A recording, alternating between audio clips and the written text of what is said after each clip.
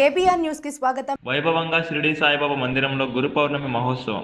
కాకినాడ జిల్లా జగ్గంపేట కాకినాడ రోడ్లో ఉన్న షిరిడి సాయిబాబా మందిరంలో గురు పౌర్ణమి సందర్భంగా మందిరంలో ప్రత్యేక పూజలు నిర్వహించారు. షిరిడి సాయి ఆలయ కమిటీ ఆధ్వర్యంలో ఆలయ ప్రధాన అర్చకులు రాంబాబు నేతృత్వంలో స్వామివారికి ధూపదీప నైవేద్యాలతో ప్రత్యేక పూజలు నిర్వహించారు.